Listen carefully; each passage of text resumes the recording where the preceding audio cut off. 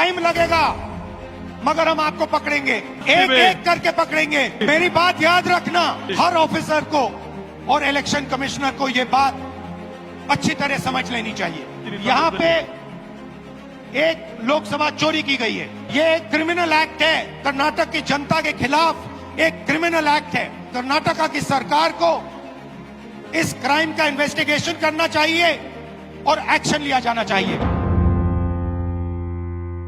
नमस्कार, मैं रवीश कुमार। एक एक को पकड़ेंगे, संविधान पर हमला करने वालों को याद रखा जाएगा।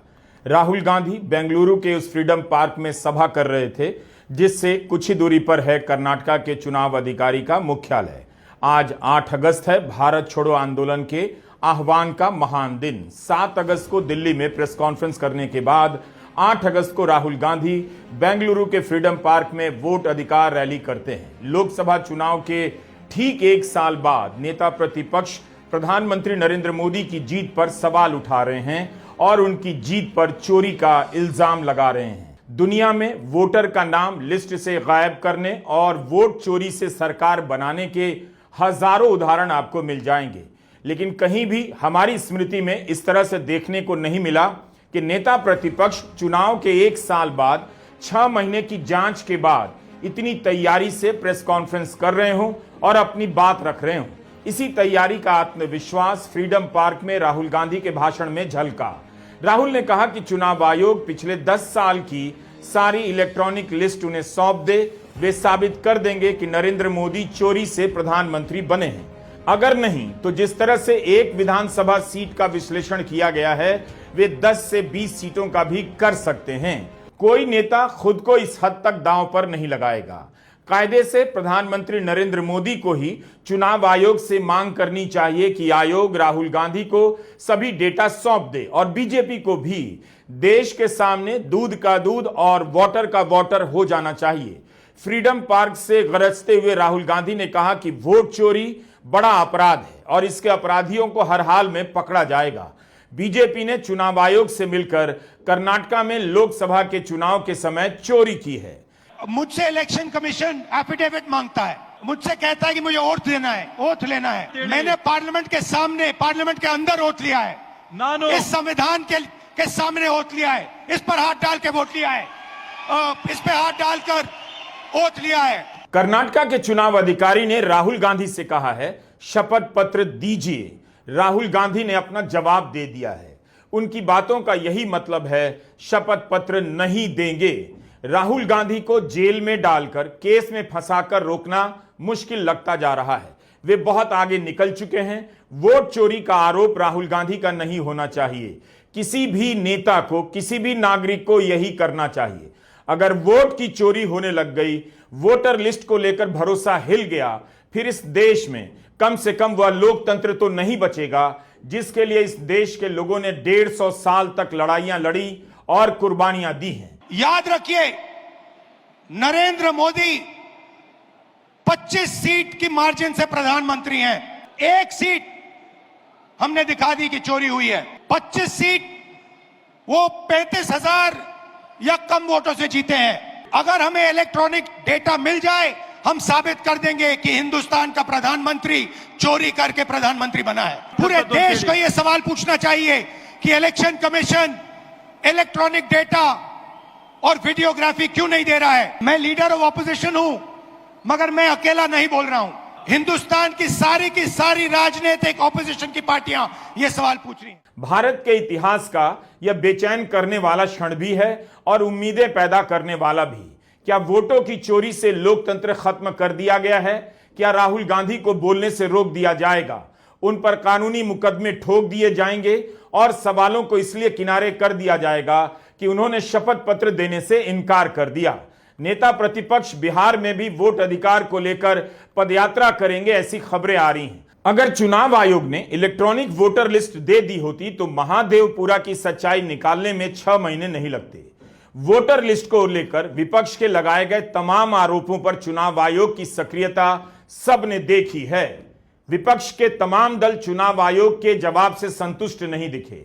चुनाव आयोग को स्वायत्त संस्था इसलिए बनाया गया है ताकि इस पर किसी के बॉस होने का आरोप ना चिपके और ना किसी के गुलाम होने का।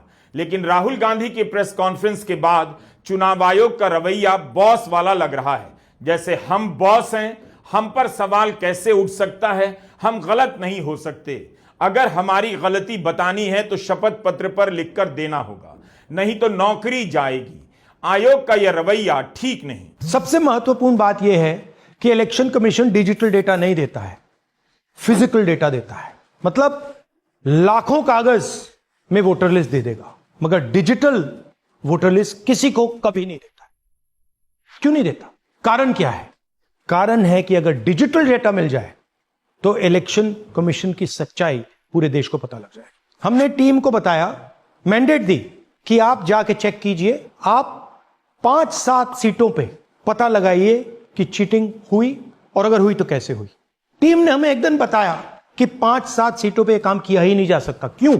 मैंने उनसे पूछा क्यों नहीं किया जा सकता? उन्होंने मुझे ये कागज दिखाए। ये जो कागज हैं, ये एक लोकसभा के कागज नहीं है, ये एक विधानसभा के कागज है, और इन कागजों को हमने मैन्युअली सॉर्ट करना पड़ा, और पूरा का पूरा काम जो हुआ है इसमें 6 महीने लगे हैं, और एक असेंबली सीट में हम ये काम कर पाए हैं। क्यों? क्योंकि डिजिटल डेटा नहीं दिया जाता। लोकसभा चुनाव के समय से ही पोलिंग बूथ का सीसीटीवी फुटेज मांगा जाने लगा था।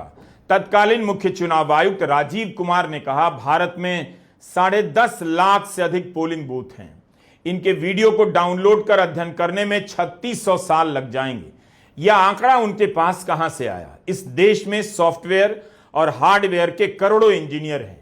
क्या किसी को नहीं पता था कि आज की दुनिया में असंख्य गीगा टेट्राबाइट का डेटा किसी हार्ड ड्राइव या सर्वर रूम में आसानी से स्टोर किया जा सकता है? सामने से आपकी आंखों में धूल झोंका गया और आपको पता नहीं चला। 10 घंटे भी अगर मान लें हम, 7 बजे से 7 बजे तक की सीसीटीवी होती है, 12 घंटे, 10 भी मान लें, तो जरा अंदाजा लगाइए, 10.5 लाख बूथ की 10 घंटे की फुटेज का मतलब हो गया 1 करोड़ घंटे। 1 करोड़ घंटे। और अगर 1 करोड़ घंटे का एक आदमी देखने बैठेगा तो अंदाजा लगा सकते हैं कितना समय लगेगा। अगर 8 घंटे भी रोज देखेगा तो 3600 साल लगेंगे उसको देखने में। 3600 years he will take to see. Why does he want it? Let us ask this question from the person who wants this. जब आप 2022 के लक्ष्यों को ठेलकर 2047 तक ले जा सकते हैं, तब फिर 10 साल लगे या 3600 साल लगे, अगर चुनाव की प्रक्रिया पर संदेह हुआ है तो उसे दूर करने के लिए हजारों सॉफ्टवेयर इंजीनियर को इस काम में लगा देना चाहिए। क्या सुप्रीम कोर्ट कह सकता है कि इस केस को सुनने में 100 साल लग जाएंगे, हम नहीं सुनेंगे?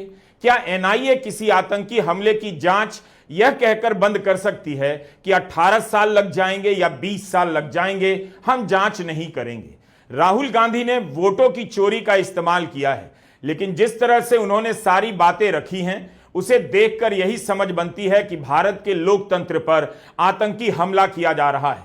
यह चोरी नहीं है, लोकतंत्र की बुनियाद पर आतंकी हमला है। इसी बात पर तत्कालीन मुख्य चुनाव आयुक्त राजीव कुमार के खिलाफ एफआईआर कर देनी चाहिए थी या बर्खास्त कर देना चाहिए था। क्या चुनाव आयोग शपथ पत्र दे सकता है कि वीडियो फुटेज की जांच करने में 3600 साल ही लगेंगे? 3 साल या 30 दिन में यह काम नहीं हो सकता? एआई के इस दौर में इस तरह की बातें बकवास हैं। पूर्व मुख्य चुनाव आयुक्त बकवास कर चले गए। मैंने जैसे कहा, 21वीं सदी है, एक हार्ड ड्राइव पे आप पूरा डेटा रख सकते हो। 100 साल 200 साल का डेटा रख सकते हो, जितना रखना है रख दो। मगर इलेक्शन कमीशन 45 दिन में सीसीटीवी को खत्म करना चाह रहा है, वोटर लिस्ट नहीं दे रहा है। तो they are colluding with the BJP, they are helping the BJP destroy the election system in India. Video footage देने का नियम क्या इसलिए बदला गया कि हरियाणा से लेकर महाराष्ट्र में शाम 5 बजे के बाद मतदान में अचानक तेजी के दावों की पोल खुल जाती? साइलेंट वोटर के नाम पर जो झूठ परोसा जा रहा था उसका पर्दाफाश हो जाता। राहुल गांधी लगातार यह सवाल पूछ रहे हैं कि मोदी सरकार ने दिसंबर 2024 में अचानक यह नियम क्यों बदल दिया कि पोलिंग बूथ का वीडियो फुटेज 45 दिन बाद नहीं रखा जाएगा। उस समय यानी 9 दिसंबर को Punjab and Haryana high court ने चुनाव आयोग को निर्देश दिया कि मतदान केंद्र पर लगे सुरक्षा कैमरे का फुटेज वीडियोग्राफी और मतदान से संबंधित दस्तावेजों को दिया जाए। वकील महमूद प्राचा ने हरियाणा चुनाव को लेकर याचिका दायर की थी। कोर्ट के आदेश के बाद केंद्र सरकार ने नियम अचानक ही बदल दिए। राहुल गांधी इस बार वोटर लिस्ट को 5 अलग अलग कैटेगरी में बांटकर मोटी मोटी फाइलें लेकर आए। सबूत रखने लगे। क्या इस तरह से प्रेस कॉन्फ्रेंस करने पर, इसी के ही डेटा में कमी निकालने पर चुनाव आयोग राहुल गांधी से शपथ पत्र मांग सकता है? अगर चुनाव आयोग बेदाग है तो महमूद प्राचा को वीडियो क्यों नहीं दिया गया? वह तो कोर्ट का आदेश लेकर आए थे।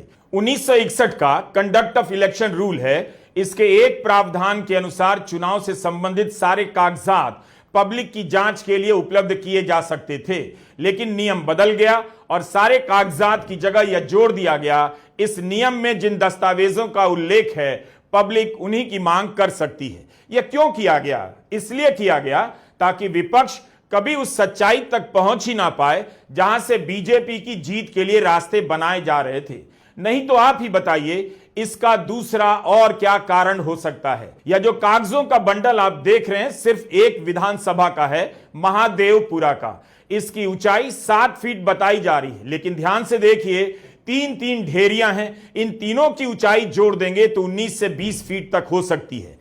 आयोग को पता होगा कि एक विधानसभा के इतने पेपर की जांच फिजिकल रूप से संभव नहीं। क्यों चुनाव आयोग ने उन्हें इस तरह से पेपर नहीं दिए कि मशीन उन्हें नहीं पढ़ सकती थी?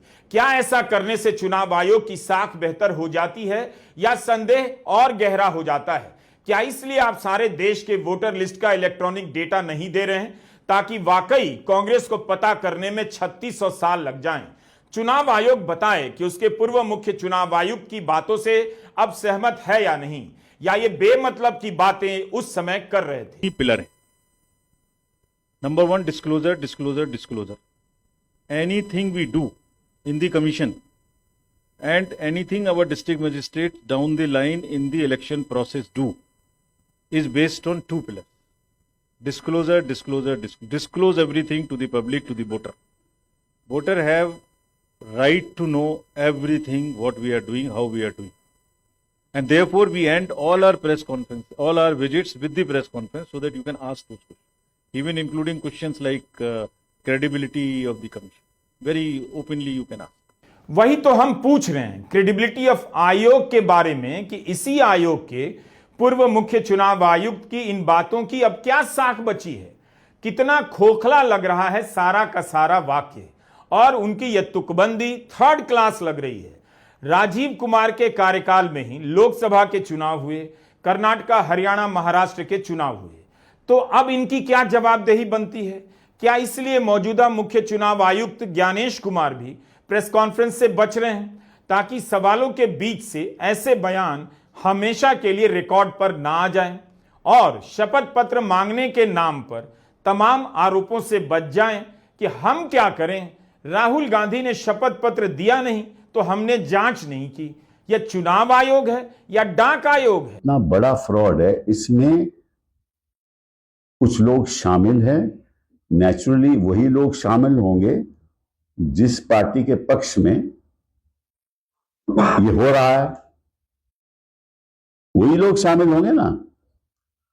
और अगर ये फैक्ट्स जनता के सामने पेश किए हो तो इलेक्शन कमीशन को तुरंत कहना चाहिए, रूल छोड़ो, मैं रूल में नहीं जाऊंगा, मुझे तो देखना है कि मेरी डेमोक्रेसी को किस तरह से खत्म किया जा रहा है। फिर तो हम कहेंगे कि इलेक्शन कमीशन वाकई में एक इंडिपेंडेंट बॉडी है। वो कहते हैं कि आप जाकर वहां अपना एफिडेविट फाइल करो, और ऐसे रूल के अंतर्गत जहां कोई जांच हो ही नहीं सकती, ये अपने आप में मजाक हो गया ना। बिहार में इतना बड़ा अभियान चल रहा है, इतने सवाल उठे, लेकिन मुख्य चुनाव आयुक्त ने एक प्रेस कॉन्फ्रेंस तक नहीं की। और चुनाव आयोग चाहता है कि उनके शपथ पत्र के डर से लोग सवाल ना करें, या सवाल करें भी तो शपथ पत्र पर दें। राहुल गांधी को बिल्कुल शपथ पत्र नहीं देना चाहिए। आयोग में ईमानदारी होती तो वह अपने दरवाजे भारत की जनता के लिए खोल देता कि आइए देख लीजिए, यह हमारा काम है, हम दे रहे हैं शपथ पत्र कि हमसे गलती हो ही नहीं सकती, और गलती कोई बताएगा तो हम तुरंत ठीक करेंगे। आप छुपा नहीं सकते और आप छुप नहीं सकते। एक ना एक दिन आपको ऑपोजिशन का सामना करना पड़ेगा। हर ऑफिसर को और इलेक्शन कमिश्नर को यह बात अच्छी तरह समझ लेनी चाहिए। यहां पे एक लोकसभा चोरी की गई है, यह एक क्रिमिनल एक्ट है, कर्नाटक की जनता के खिलाफ एक क्रिमिनल एक्ट है। चुनाव आयोग के भीतर यह सूत्र कौन है जो एक समाचार एजेंसी से कह रहा है कि राहुल गांधी के पास दो विकल्प हैं, या तो शपथ पत्र पर साइन करें या देश से माफी मांगे। मतलब एक विधानसभा में 1 लाख वोटर की गड़बड़ी पकड़ी जाती है, इसका दावा किया जाता है, उसके लिए देश से माफी क्यों मांगनी पड़ेगी। आज इंडिया टुडे ने एक रिपोर्ट छापी है, उस पते की जांच की है जिसके बारे में राहुल गांधी ने कहा है 80 वोटर वहां रहते थे, यह पूरा फर्जी मामला है। इंडिया टुडे ने राहुल का दावा सही पाया है। राहुल गांधी ने 1 या 2 लोगों के नाम लिए हैं, लेकिन डेटा उन्होंने कई हजार पन्नों के तैयार कर लोगों को पकड़ाए हैं, अलग अलग कैटेगरी में। दूर क्यों जाना, बिहार चले जाइए, वहां आए दिन लोग वोटर लिस्ट को लेकर अलग अलग दावे कर रहे हैं। जो जिंदा हैं वो कह रहे हैं उनका नाम मुर्दा में आ गया, और जो मर चुके हैं उनके परिवार वाले कह रहे हैं उनका नाम जिंदा में डाल दिया गया है। क्या उनसे भी आयोग शपथ पत्र मांग रहा है? अजीत अंजुम ने बिहार को लेकर कई वीडियो बनाए हैं और हर वीडियो के बाद चुनाव आयोग से सवाल पूछते हैं कि बताइए एक मकान में 250 वोटर कैसे रह सकते हैं, वह भी अलग अलग जातियों की। क्या अजीत अंजुम को देश से माफी मांगनी होगी या इसके लिए शपथ पत्र देने की जरूरत है? यह वोटर लिस्ट मुजफ्फरपुर के भगवानपुरा इलाके का है। अंजुम ने 8 पन्नों की जानकारी दी है। जो भगवानपुरा में हुआ है वही तो महादेवपुरा में हुआ है, जिसके बारे में राहुल गांधी ने बताया। यह कैसा समय है कि भगवानपुरा से लेकर महादेवपुरा में धांधली के आरोप लग रहे हैं। Bulk voters in single address, single bedroom का घर है, 80 वोटर रह रहे हैं उसमें। दिखाइए, जूम इन कीजिए। अलग अलग नाम, अलग अलग परिवार, और जब हम वहां जाते हैं हमें बताया जाता है यहां पे 80 लोग नहीं रहते, यहां पे ये लोग हैं ही नहीं, कोई नहीं जानता इनको। ये है बूथ नंबर 366 पे वही कहानी। ये देख लीजिए, छोटा सा 1 बेडरूम का घर है, जूम इन कीजिए। ये सब लोग इलेक्शन कमीशन के मुताबिक ये सब लोग इस घर में रहते हैं, और जब हम वहां जाते हैं एक भी नाम नहीं मिलता, और वहां के लोग कहते नहीं ऐसे, इन लोगों को हम नहीं जानते। जब आयोग से डिजिटल रिकॉर्ड मांगा गया तो कागज क्यों पकड़ाया गया? जो सीसीटीवी फुटेज मांगा गया तो नियम क्यों बदला गया? जब विपक्ष ने कहा चुनाव के कार्यक्रमों में पारदर्शिता हो तो महाराष्ट्र और हरियाणा का चुनाव अलग अलग कर दिया गया। बंगाल का चुनाव 7 चरणों में कराया गया। जब प्रधानमंत्री मोदी के भाषणों पर कार्रवाई करने की मांग की गई तो कांग्रेस और बीजेपी के अध्यक्ष को पत्र भेजा गया। कोर्ट में राहुल को सच्चे भारतीय का पाठ पढ़ाया जाता है और आयोग माफी मांगने के लिए कह रहा है। यह सब क्या हो रहा है? चुनाव आयोग की तरफ से मिसलीडिंग का ठप्पा लगा दिया जाता है। इससे क्या सवाल खत्म हो जाएंगे? राहुल गांधी के ट्वीट पर मिसलीडिंग लगा देने से क्या उनकी प्रेस कॉन्फ्रेंस में कही गई बातें खत्म हो जाती हैं? ऑल्ट न्यूज के प्रतीक सिन्हा की एक बात इस संदर्भ में नोट कीजिए। प्रतीक लिखते हैं कि फैक्ट चेकिंग की एक प्रक्रिया होती है। सबसे पहले ऐसे तथ्यों को सामने रखा जाता है जो उस जानकारी को सपोर्ट करते हैं या उसके विरुद्ध कोई दावे पेश करते हैं जिसकी जांच हो रही है। ऐसा करने के बाद ही कोई फैक्ट चेकर इस नतीजे पर पहुंच सकता है कि वह जानकारी सही थी या झूठी, भ्रामक थी या संदर्भ से बाहर थी, या कुछ और मामला था। लेकिन इस केस में आयोग ने पूरी प्रक्रिया नहीं बताई, सीधा नतीजे पर पहुंच गया। इसलिए आयोग को जो फैक्ट चेक लग रहा है वो फैक्ट चेक नहीं है। अपनी प्रेस कॉन्फ्रेंस को ट्विटर पर साझा करते हुए राहुल गांधी ने लिखा है, वोट चोरी सिर्फ एक चुनावी घोटाला नहीं, यह संविधान और लोकतंत्र के साथ किया गया बड़ा धोखा है। देश के गुनहगार सुन लें, वक्त बदलेगा, सजा जरूर मिलेगी। कायदे से राहुल गांधी की प्रेस कॉन्फ्रेंस के बाद मुख्य चुनाव आयुक्त को प्रेस कॉन्फ्रेंस करनी चाहिए थी और कहना चाहिए था कि हम इन आरोपों की जांच करेंगे। क्या आयुक्तों ने या आयोग के उस सूत्र ने जांच की बात कही है? क्या बिहार में वोटर लिस्ट में गड़बड़ी की बात किसी ने शपथ पत्र पर लिखकर दी है जिसके बाद एसआईआर शुरू किया गया? शपथ पत्र तो भारत की जनता को चुनाव आयोग से मांगना चाहिए और चुनाव आयोग को देना चाहिए कि वोटर लिस्ट में कोई कमी नहीं है। एक विधानसभा में 11,000 डुप्लीकेट वोटर कैसे हो गए? 40,000 वोटर के पते फर्जी कैसे निकल गए? एक पते पर 200 वोटर कैसे मिल रहे हैं? 33,000 से अधिक वोटर ने पहली बार फॉर्म भरा। कौन है जिसकी उम्र 95 साल है, 98 साल है? शकुन रानी कौन है? कौन है यह मतदाताओं की महारानी जो इस उम्र में पहली बार वोट कर रही हैं? इन्हीं सबको सामने लाया जाना चाहिए। चुनाव आयोग को यह काम करना चाहिए। अब मैं आपको बताता हूं शकुन रानी की कहानी। फर्स्ट टाइम वोटर बनी है, 70 साल की आयु है। एक बार फॉर्म 6 का प्रयोग किया और उसके कुछ ही महीने बाद दूसरी बार फॉर्म 6 का प्रयोग होता है। 2 बार इनका नाम वोटर लिस्ट में आता है और फर्स्ट टाइम वोटर की लिस्ट में आता है। ये फर्स्ट टाइम वोटर हो ही नहीं सकती। तो क्या शकुन रानी जी ने वोट किया या किसी और ने शकुन रानी जी के लिए वोट किया? 6 महीने लगाकर एक विधानसभा की गड़बड़ी सामने लाई गई। इसके लिए नेता प्रतिपक्ष को कितनी मेहनत करनी पड़ी। उन्होंने अचानक और एक बार में आरोप नहीं लगाए, प्रेस कॉन्फ्रेंस की, अखबारों में लेख लिखे। जब जून के महीने में हिंदी, अंग्रेजी, मराठी के अखबारों में वोट चोरी को लेकर लिखा, तब याद नहीं आया कि शपथ पत्र पर राहुल गांधी से मांग लें या राहुल देश से माफी मांगे? उन्होंने जो सवाल उठाए उसका जवाब क्यों नहीं दिया जा रहा है? आदित्य श्रीवास्तव क्या अलग अलग राज्यों में वोट करते रहे हैं या उनके नाम पर कोई और वोट कर रहा है? इसकी जांच तो आयोग करेगा। इसीलिए वीवीपैट की पर्ची मांगी जाती है और कहा जाता है कि वीवीपैट अनिवार्य होना चाहिए ताकि वोट देने वाले का और किसे वोट दिया है दोनों में मिलान किया जा सके। राहुल गांधी की प्रेस कॉन्फ्रेंस के बाद उत्तर प्रदेश के मुख्य निर्वाचन अधिकारी की तरफ से एक प्रेस नोट जारी किया गया। इसमें कहा गया कि राहुल गांधी जिस आदित्य श्रीवास्तव की बात कर रहे हैं उसका नाम लखनऊ और वाराणसी में नहीं है।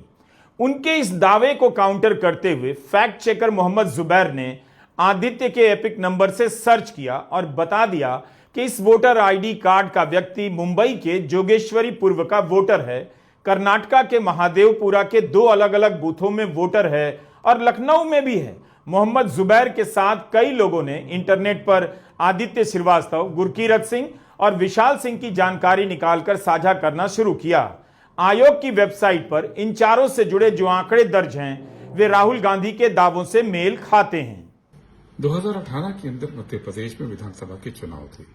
चुनाव के ठीक पहले कांग्रेस पार्टी ने करीब 53 विधानसभा चुनाव की वोटर लिस्ट को जो चुनाव आयोग की वेबसाइट पर थी उसको डाउनलोड किया। वो पीडीएफ फॉर्मेट में होती थी उन दिनों।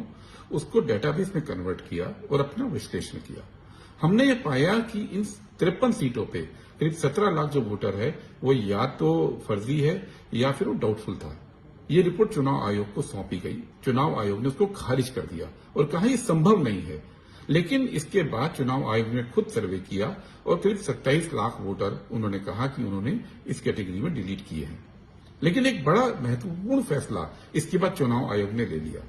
नवंबर 2018 के अंदर चुनाव आयोग ने तय किया कि अब जो वो पीडीएफ फॉर्मेट में फाइल लोड करता है वोटर लिस्ट की, अब वो इस तरह से होगी कि उसको डाउनलोड करके डेटाबेस में कन्वर्ट न किया जा सके। ये इसलिए किया गया कि आने वाले समय के अंदर विश्लेषण संभव न हो। इस फैसले के खिलाफ तब कांग्रेस पार्टी और हमारे जो प्रदेश अध्यक्ष कमलनाथ थे वो सुप्रीम कोर्ट में गए और कहा कि नहीं, ये गलत है। वोटर लिस्ट को डाउनलोड करने का, उसको स्कैन करने का, उसको डेटाबेस में कन्वर्ट करने का अधिकार है। तो चुनाव आयोग ने कोर्ट में ये बोला कि अब उन्होंने अपना सॉफ्टवेयर अपग्रेड कर दिया है। अब इस तरह की कोई समस्या नहीं आ रही है और उन्होंने डेटा भी दिया कि किस तरह से उन्होंने फर्जी वोटर, नकली वोटर पकड़े हैं। इस आश्वासन के बाद सुप्रीम कोर्ट ने वो पिटीशन रद्द कर दी। लेकिन आज 7 साल के बाद, जैसा राहुल गांधी जी ने बताया है, अभी भी फेक वोटर, डुप्लीकेट वोटर, एक जैसे फोटो वाले वोटर मौजूद है और अब हम इसका विश्लेषण नहीं कर पा रहे हैं। इसलिए नहीं कर पा रहे हैं क्योंकि लगातार चुनाव आयोग 18 के बाद से इस काम को मुश्किल करता जा रहा है। राहुल गांधी को केवल चुनाव आयोग से नहीं, उस गोदी मीडिया से भी लड़ना होगा जिसने उनकी प्रेस कॉन्फ्रेंस को लगातार और विस्तार से नहीं दिखाया।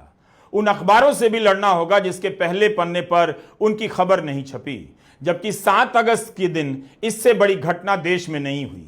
आप अपने ही समय में, इसी समय में देख सकते हैं कि अखबार कैसे खबरें छिपा रहे हैं। अगर आयोग गलत नहीं है, बीजेपी चोरी से चुनाव नहीं जीत रही है, तो अखबार खबरों को क्यों छिपा रहे हैं? 8 अगस्त के द टेलीग्राफ और अमर उजाला संस्करण के पहले पन्ने देखिए। राहुल गांधी की प्रेस कॉन्फ्रेंस का कोई जिक्र नहीं। द टेलीग्राफ ने चौथे पन्ने पर जाकर राहुल की प्रेस कॉन्फ्रेंस और उनके आरोपों पर रिपोर्ट छापी है। अमर उजाला ने फ्रंट पेज पर प्रधानमंत्री मोदी के बयान को जगह दी है, जिसमें वे किसानों के हितों के लिए बड़ी कीमत चुकाने को तैयार हैं, ऐसा कह रहे हैं। पहले पन्ने के अंदर छपने वाले दूसरे मुख्य पृष्ठ पर अखबार ने राहुल गांधी की प्रेस कॉन्फ्रेंस से जुड़ी खबर छापी है। उसमें भी हेडलाइन का आकार उत्तराखंड की तबाही की हेडलाइन से छोटा रखा गया है। राहुल गांधी की खबर को लीड हेडलाइन नहीं बनाई गई है। मनमोहन सिंह के समय एक सीएजी हुए थे विनोद राय, उन्होंने 2G घोटाले में जीरो लगाना शुरू किया, लगाते चले गए। आज तक 2G घोटाला साबित नहीं हो सका, लेकिन तब अखबारों ने पहले पन्ने पर छापा जरूर। तब बीजेपी की हर प्रेस कॉन्फ्रेंस को पहले पन्ने पर कवर किया जाता था और बीजेपी के उठाए सवालों को लेकर टीवी चैनलों में बहस होती थी। जनता में भ्रष्टाचार को लेकर गुस्सा फैलने लगा। इसका मतलब है कि अगर जनता को पता चले कि वोटों की चोरी हो रही है तो वह सड़कों पर तिरंगा लेकर उतर सकती है, जैसा उसने 2011-12 के साल में किया। क्या उसी जनता को रोकने के लिए मीडिया राहुल के सवालों को आधे अधूरे तरीके से छाप रहा है, खबरों से गायब कर रहा है और बोलने पर शपथ पत्र के नाम पर नोटिस भेजा जा रहा है? आप क्यों कर रहे हैं ये सब? क्योंकि आपके मन में शायद चोर है। सिंपल यही बात है। 7 अगस्त की प्रेस कॉन्फ्रेंस में राहुल अकेले आए थे। इस तरह का दृश्य तो 11 साल से प्रधानमंत्री मोदी के लिए सोचना असंभव है। सारी संस्थाओं की ताकत समेट कर बैठे हैं, मगर इस तरह की प्रेस कॉन्फ्रेंस एक नहीं कर सके। क्या यही इतने बड़े लोकतंत्र का बेंचमार्क है? यह भी पूछिए कि एक व्यक्ति के सामने इतने पत्रकार बैठे हैं, यह व्यक्ति अकेला इनका सामना कर रहा है, लेकिन क्या इतनी जगहों पर प्रमुखता से इस प्रेस कॉन्फ्रेंस की खबरें छपी हैं? आप भी चेक कीजिए। ममता बनर्जी ने चुनाव आयोग को बीजेपी का बंधुआ मजदूर कहा है। उन्होंने भी इस तरह की गड़बड़ी दिखाई। हमने इसी साल मार्च महीने में ममता बनर्जी के दावे पर एक वीडियो बनाया था 5 मार्च के दिन। कितने चैनलों ने उनके दावों को लेकर गंभीरता से कवर किया। भारत का मीडिया लोकतंत्र के लिए है या लोकतंत्र को कुचलने के लिए? उस दिन ममता बनर्जी भी इसी तरह लिस्ट लेकर अपने कार्यकर्ताओं के सामने कुछ वोटर के नाम पढ़ने लगी। बताने लगी कि बंगाल के वोटर लिस्ट में पंजाब, हरियाणा, गुजरात और राजस्थान के वोटरों के नाम जोड़ दिए गए हैं। एक ही एपिक नंबर पर कोई मोहम्मद शाहिदुल इस्लाम है और उसी एपिक नंबर से हरियाणा में कोई सोनिया देवी है। इस तरह रानी नगर के मोहम्मद अली हुसैन का वोटर आईडी नंबर हरियाणा के मंजीत से मेल खाता नजर आता है। देखुन আমি প্রমাণ দিচ্ছি। সব মনে রাখবেন এপিক কার্ডটা XYZ নামে যে ভোটগুলো তুলেছে এবং LPZ এরকম কিছু একটা আছে, এদের নামে তুলেছে। ধরুন একটা নাম মুর্শিদাবাদে রানীনগরে বাড়ি মোহাম্মদ শাহিদুল ইসলাম, এর এপিক কার্ড নাম্বার যেটা আছে ওয়েস্ট বেঙ্গলে, তার সাথে কানেক্ট করেছে নাম সোনিয়া দেবী। সোনিয়া দেবী তার বাড়ি কোথায়? তার বাড়ি হচ্ছে হরিয়ানা। এবার দেখুন পরের পর মোহাম্মদ আলী হোসেন রানীনগরে বাড়ি, তার সাথে নাম তুলেছে কার? মঞ্জিত। বাড়ি তার নাম কি? তার বাড়ি কোথায়? হরিयाणा। यह एक अलग प्रकार की गड़बड़ी थी। एक ही नंबर पर बंगाल का वोटर पुरुष और हरियाणा का वोटर स्त्री। चुनाव आयोग ने गलती मानी, लेकिन कहा यह फेक वोटर नहीं है, मैनुअल सिस्टम के कारण कुछ डुप्लीकेशन हुए, नए एपिक नंबर जारी कर सुधार किए गए। यह किसने पकड़ा? ममता बनर्जी ने। चुनाव आयोग ने खुद से नहीं पकड़ा, जबकि काम उनका था। अगर ममता बनर्जी को भी इलेक्ट्रॉनिक डेटा दे दिए जाएं तो क्या पता वे और भी गड़बड़ियां खोज निकालें। अखिलेश यादव का एक बयान है कि कुंदरकी विधानसभा में गड़बड़ी को लेकर हलफनामा दिया, मगर कार्रवाई नहीं हुई। आम आदमी पार्टी भी दिल्ली में यही आरोप लगा रही है। वोट काटने और जोड़ने को लेकर कितने आरोप लगाए। राज्यसभा सांसद संजय सिंह ने आरोप लगाया कि बीजेपी के मंत्रियों और सांसदों के पते पर फर्जी वोटर जोड़े जा रहे हैं। एक सांसद के घर पर फर्जी वोटर कैसे जोड़ सकते हैं? चुनाव आयोग ने खुद से इन गलतियों को क्यों नहीं पकड़ा? क्यों आम आदमी पार्टी को उस वक्त डोर टू डोर अभियान चलाकर यह काम करना पड़ा था? क्या बीजेपी के समर्थक और नेता यही चाहते हैं चुनाव कैसे भी जीत लिया जाए? बीजेपी के समर्थकों को आगे आकर मांग करनी चाहिए कि इतना बड़ा सवाल है तो इसकी जांच होनी चाहिए। हमें चोरी की जीत पर डांस नहीं करना है। बीजेपी के कार्यकर्ताओं को कहना चाहिए कि इसके पहले भी उन्होंने अपनी मेहनत से कई चुनाव जीते हैं, आगे भी जीत लेंगे। बीजेपी ने सरकारें बनाई हैं, लेकिन चोरी का आरोप नहीं लगा और ना चोरी का आरोप बर्दाश्त करेंगे। इसलिए सबूत दीजिए और जांच कीजिए। लेकिन बीजेपी का कार्यकर्ता, समर्थक या नेता इसकी मांग क्यों नहीं कर रहा? क्या इसी दिन के लिए भारत को यह बना देंगे, वो बना देंगे कि नारे लगा रहे थे और बना दिया गया ये, जहां वोट चोरी के आरोप लग रहे हैं और आप आरोप लगाने वाले से शपथ पत्र मांग रहे हैं। बीजेपी क्यों चुनाव आयोग का बचाव कर रही है? उसे तो कहना चाहिए कि इसकी जांच हो। हम पर चोरी का इल्जाम है, हमारे लिए जरूरी है कि आयोग जांच करे, इलेक्ट्रॉनिक डेटा कांग्रेस को दे और सभी दलों को दे। गांधी और कांग्रेस पार्टी ने आज तक उन राज्यों में कोई भी प्रेस कॉन्फ्रेंस नहीं किया जिन राज्यों में उनको जीत मिली है। ये जो मीठा मीठा गपगप और कड़वा कड़वा थू थू, यह जो सिलेक्टिविटी है कि हम सिलेक्टिव आउटरीच दिखाएंगे, यह भी भारत की जनता देख रही है। आप हिमाचल में जीतते हैं तो उस समय तो नहीं कहते हैं कि इलेक्शन कमीशन ने अच्छा काम किया। उस समय तो आप नहीं कहते हैं कि इलेक्शन कमीशन ने कहीं ना कहीं फर्जीवाड़ा किया। उस समय आप फर्जीवाड़ा आपको नजर नहीं आता है या आप बधाई भी नहीं देते हैं। उस समय आप न्यूट्रल हो जाते हैं। आप तेलंगाना में जीतते हैं, आपका मुख्यमंत्री बनता है तेलंगाना में, भारतीय जनता पार्टी हार जाती है।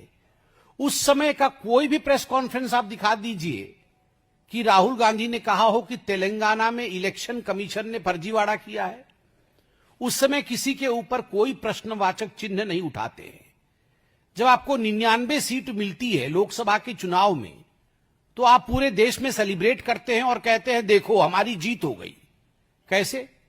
यदि देश का लोकतंत्र हार गया, यदि देश का चुनाव आयोग ही कॉम्प्रोमाइज्ड है आपके कहने के मुताबिक, तो आप सेलिब्रेट किस बात का कर रहे हो कि हम जीत गए हैं, हमें अधिक सीटें मिली है। तो कहीं ना कहीं एक सिलेक्टिव आउटरीच कांग्रेस पार्टी और राहुल गांधी में देखने को मिलता है। दूसरी बात है, राहुल गांधी का फ्रस्ट्रेशन की यह चरम सीमा है और मैं बहुत सोच समझकर बोल रहा हूं। आज जिस प्रकार के शब्दों का प्रयोग किया गया है, मैं तकनीकी विषय पर तो आऊंगा, मगर आज पहली आपत्ति मैं दर्ज करता हूं कि चुनाव में हार जीत ये लगी रहेगी। सबसे बड़े समय के लिए यदि विपक्ष में किसी पार्टी ने समय बिताया है तो मेरा मानना है जनसंघ भारतीय जनता पार्टी है। हमारी पार्टी ने सबसे बड़े कालखंड के लिए विपक्ष के रूप में जिम्मेदारी संभाली, मगर कभी भी कोई भी ऐसा वाकया नहीं हुआ। कई बार हमने भी प्रेस कॉन्फ्रेंस किया है, मगर कभी भी ऐसा नहीं हुआ कि इलेक्शन कमीशन के, चुनाव आयोग के अधिकारियों को धमकाने का काम हमारे किसी नेता ने किया हो। केसी सिंह पूर्व राजनयिक हैं। संबित पात्रा ने अपनी प्रेस कॉन्फ्रेंस में जो मुख्य दलीलें दी हैं उस पर उन्होंने ट्विटर पर लिखा है कि यह कमजोर तर्क है। लोकतंत्र में जो सत्तारूढ़ दल चुनाव से छेड़छाड़ कर सकते हैं वो इतने बेवकूफ नहीं होते कि हर चुनाव में धांधली करेंगे। वे सोच समझकर दांव खेलते हैं ताकि विश्वसनीयता भी बनी रहे, नतीजे को प्रभावित भी किया जा सके। अगर बीजेपी को किसी विपक्षी दल पर चुनाव से छेड़छाड़ करने का शक होता तो वह जंग का ऐलान कर देती। इस बहस को इधर उधर ले जाने से अच्छा है विधानसभा तक ही सीमित रखें। राहुल जो दावा कर रहे हैं वो एक विधानसभा के ठोस आंकड़ों को लेकर है। वो आंकड़े चुनाव आयोग से लिए गए हैं। बेंगलुरु सेंट्रल की 8 विधानसभा सीटों में से 7 पर कांग्रेस का प्रदर्शन अच्छा रहा। सिर्फ एक सीट के कारण बीजेपी लोकसभा का सीट जीत जाती है। राहुल को लगता है एक सीट के वोटर लिस्ट में फ्रॉड हुआ होगा और उन्होंने उसका डेटा दिया है। इस बार तो राहुल गांधी वहां का उदाहरण दे रहे हैं जहां उनकी सरकार भी है, लेकिन वोटर लिस्ट बनाने का काम सरकार का नहीं होता, चुनाव आयोग का होता है।